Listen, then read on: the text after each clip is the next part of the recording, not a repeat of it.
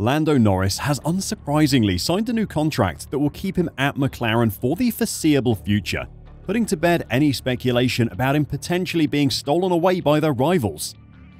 Many people have been surprised by his decision, considering that Christian Horner has been openly saying that Red Bull wanted him, and why would he turn down the chance to drive for a team that could provide him with a championship-winning car? Lando is being heavily criticised for the reasons he gave for choosing McLaren, but he shouldn't be. Today, I'll talk about Norris's new contract with McLaren, his shocking statement about Max Verstappen, and why he's made the right choice. Let's check it out. Lando Norris has signed a new contract which McLaren say will keep him at the team until at least the end of 2026. Like Charles Leclerc's contract announcement, this is incredibly ambiguous, but I'll talk about what the likely details are of the contract and why the end of 2026 is important in a moment. The 24-year-old Briton was already contracted to McLaren until the end of 2025. The team did not reveal the exact duration of his new deal. Norris, who was of interest to a number of other teams, said committing to McLaren was quite an easy decision. He said he was more confident than ever of winning a world title with the Woking-based team. Norris and McLaren had an impressive second half to last season. After starting 2023 with one of the slowest cars on the grid, they made a massive step with an upgrade at the 9th race of the season, the Austrian Grand Prix. From then on, for the final 14 races of the season, Norris was the second highest scoring driver behind dominant world champion Max Verstappen of Red Bull. Norris said he felt an emotional pull to McLaren as a team who gave him his shot at F1 and referred to them as like a family. But he added that their turnaround under new team principal Andrea Stella, who was appointed in December 2022, was key in convincing him to commit so early to a new deal. The turnaround was a big part of it, Norris said in a news conference on Friday. Of course, over the last few years, there have been a lot of tough ones. I have still enjoyed it, but every now and then you have that little question of, is this the place to be to achieve that next goal? Every driver has it. Is this the place I want to be? The best place I can be? So of course, in the back of my head there was, are we improving as much as we should? Am I giving myself the best opportunities? But with how we and Andrea turned things around, and the whole environment is at McLaren currently, that's a big thing which swings it in the direction of McLaren, because it's also results-led.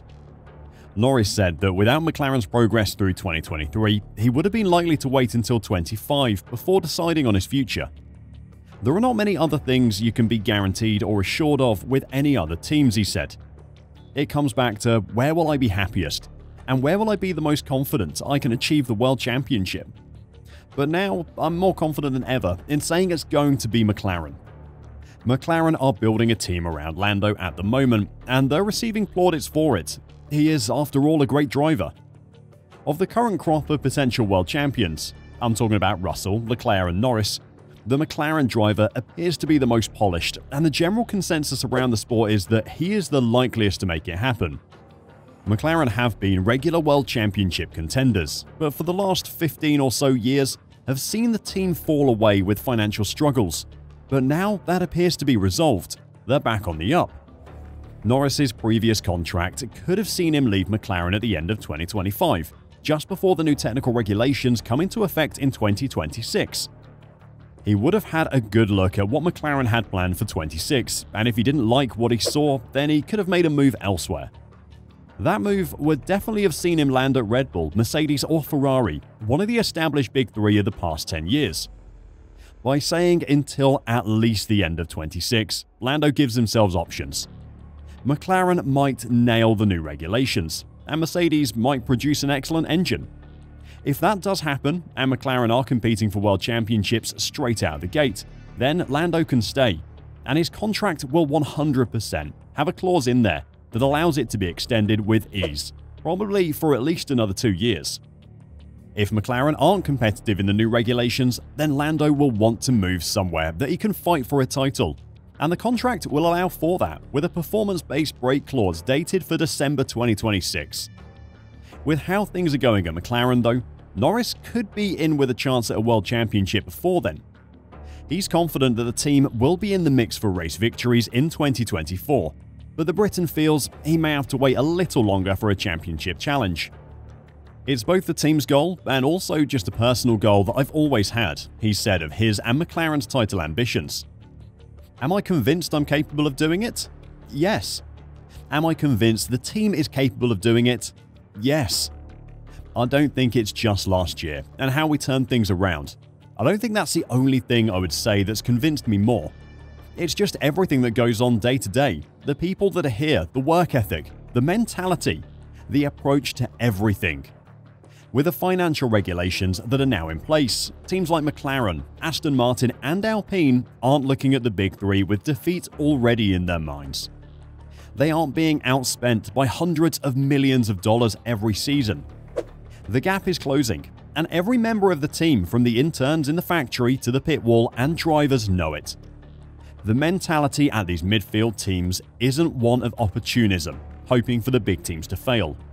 Now there are reasons for positivity. Work hard enough, and they can be in the fight for race wins on their own merit.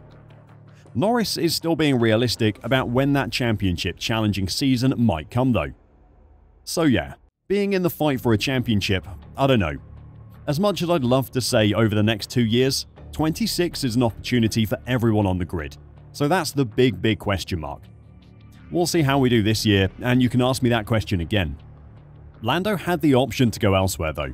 As I said earlier in the video, Red Bull were openly admitting that they wanted him on the team, and even Max Verstappen was putting on the charm, saying he would love to race against Norris in the same machinery. Having declared himself more convinced than ever that McLaren can provide him with a world title challenging car over future seasons, Norris did not see a move to F1's current dominant force, Red Bull, as any kind of prerequisite to achieve his dreams.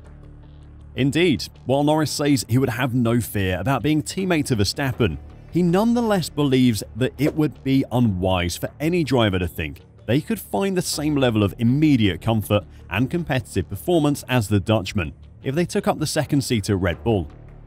In a detailed answer, Norris, who is friends away from the track with Verstappen, said, "Is Max one of the best drivers ever in Formula 1? Absolutely. I think he's proved that enough. He's in a team which he's very comfortable in. A lot of things are built up around him, so for anyone, even a Max of a few years ago, to go in against the Max of now is extremely difficult. So I don't think it's a question of are you scared or not scared. I don't think I'd ever be scared of going against anyone, but even if you enter a team, are you in a position to challenge someone straight away? And are you comfortable to do that? I think it's a no for any driver." There has been plenty of talk on social media and in some news outlets that Norris has made the decision to stick with McLaren over Red Bull because he's scared of having to drive against Max in the same machinery. People pointed out Hamilton going up against Alonso at McLaren in his rookie season, Leclerc making the move to Ferrari and being alongside Vettel, and Russell's choice to drive next to Hamilton at Mercedes. Yes, they are all drivers who moved to a big team despite there already being an established #1 driver there. But the context is completely different, and the comparisons don't stand up to scrutiny. Each of those three examples are of a rookie, or as good as a rookie driver, making their first move to a big team. Hamilton was a rookie when given a chance to be at McLaren. No one thought he would be a World Championship challenger then. Leclerc was at Alfa Romeo, who were a backmarker team, so staying there wasn't an option when Ferrari decided to promote him. He was only in his second season. Russell was at Williams, a backmarker team with no other options but Mercedes if he wanted to be fighting for race wins and championships. None of those three drivers had a chance of fighting for a world championship where they were before they made the step up to a big team. That isn't true for Norris. He's already at the front of the grid. If he wants to beat Verstappen, a driver who has just driven the most dominant season in F1 history, he needs every single advantage he can get. That means being at a team that supports him and that might be able to provide him with a car that can beat a Red Bull. If he makes the move to Red Bull, he gets in the same machinery, but it's a new and uncomfortable environment. Every interview will be about beating Verstappen. Every time he loses to him, there will be an inquest as to why. That isn't an environment that anyone can perform their best in. On top of that, Max will know the car, he'll know his engineers, and as a team, Max's side of the garage will be 2 steps ahead of Norris before anything even happens.